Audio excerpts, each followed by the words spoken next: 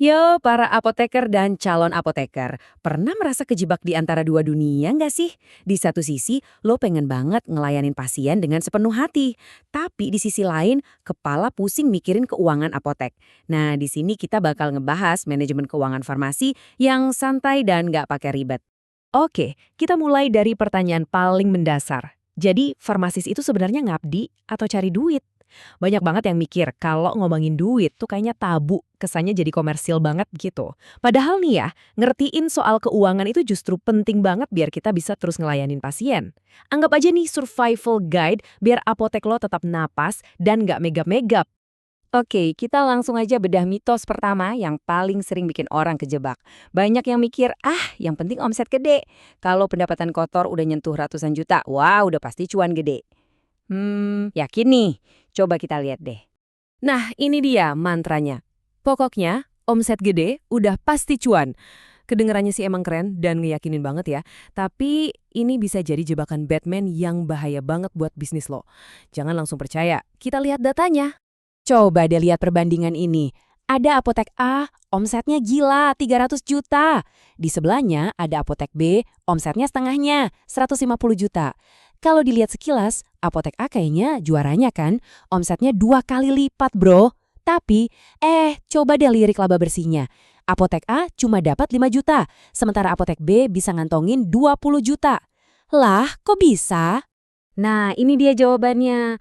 Kuncinya itu ada di margin laba bersih. Margin apotek A itu tipis banget, cuma 1,67%. Sementara apotek B marginnya tebal, 13,33%. Ini nunjukin kalau apotek B itu jauh lebih efisien dan sehat secara finansial. Jadi intinya omset gede itu nggak ada artinya kalau biayanya juga gede gila.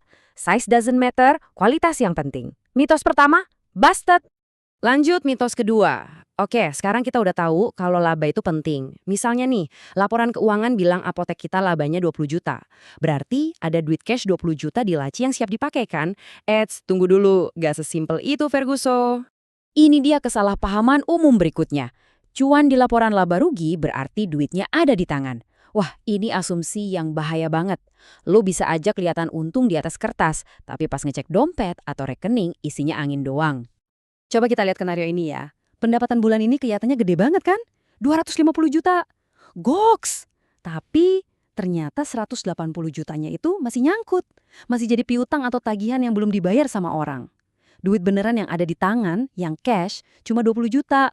Padahal bulan ini lo punya kewajiban buat bayar gaji, sewa, listrik, dan lain-lain. Totalnya 60 juta. Dan jeng-jeng, ini hasilnya. Defisit kas 40 juta minus. Meskipun laporan laba rugi nunjukin lo untung, tapi kenyataannya lo nggak punya duit buat bayar tagihan. Inilah yang namanya masalah arus kas atau cash flow. Ingat ya, laba itu opini, tapi cash is the king. Mitos kedua, hancur lebur. Oke, mitos terakhir yang mau kita bongkar adalah soal nentuin harga jual. Banyak banget yang masih pakai ilmu kira-kira. Kayaknya naikin 20% dari harga beli udah oke lah. Hati-hati, pendekatan asal tembak kayak gini bisa bikin lo boncos pelan-pelan tanpa sadar. Padahal sebenarnya ada cara yang lebih pasti. Ada rumusnya biar anti ngasal. Simple kok, cuma 3 langkah. Pertama, hitung total biayanya. Jangan cuma harga beli obat, tapi masukin juga biaya operasional per unitnya. Kedua, tentuin target margin keuntungan yang lo mau. Ketiga, baru deh kalkulasiin harga jualnya. Semuanya pakai data, bukan pakai feeling. Nah, ngomongin soal biaya, ada satu konsep penting yang wajib lo tahu. Break-even point atau BEP. Gampangnya, ini tuh titik impas. Titik di mana lo nggak untung tapi juga nggak rugi. Kenapa ini penting? Karena ini ngasih tahu lo target minimal yang harus lo capai biar nggak tekor.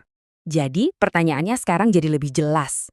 Biar bulan ini nggak nombok, apotek gue harus ngelayanin berapa banyak resep atau transaksi sih? Nah, BEP ini yang bakal ngasih jawabannya. Misalnya nih, setelah dihitung-hitung, biaya tetap apotek lo sebulan itu 50 juta. Dan rata-rata keuntungan per transaksi itu 10.000. Artinya, lo butuh minimal 5.000 transaksi dalam sebulan cuma buat balik modal.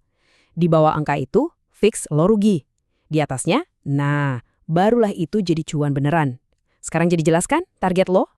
Oke, kita udah ngebongkar 3 mitos utama. Omset gede gak jamin untung. laba di kertas bukan berarti duit di tangan, dan nentuin harga itu gak boleh ngasal. Sekarang, mari kita sambungin lagi semuanya ke pertanyaan di awal tadi, soal etika profesi versus cari cuan. Gini, ngelola keuangan di dunia farmasi itu bukan soal jadi serakah. Sama sekali bukan.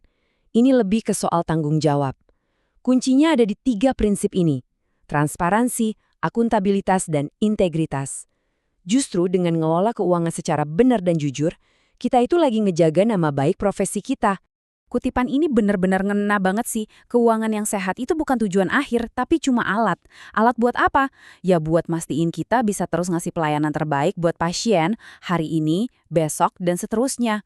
Coba bayangin, kalau apoteknya bangkrut, gimana kita mau nolongin orang? Nah, setelah semua obrolan kita tadi, sekarang giliran lo buat mikir dan ngerenungin ini semua. Coba deh pikirin bener-bener. Menurut lo nyari laba yang wajar itu sebenarnya nabrak etika profesi kita sebagai farmasis? Atau justru itu sebuah keharusan biar kita bisa terus ngejalanin profesi kita dengan baik? Gak ada jawaban yang salah, yang penting lo punya alasan yang kuat di baliknya. Silakan direnungkan.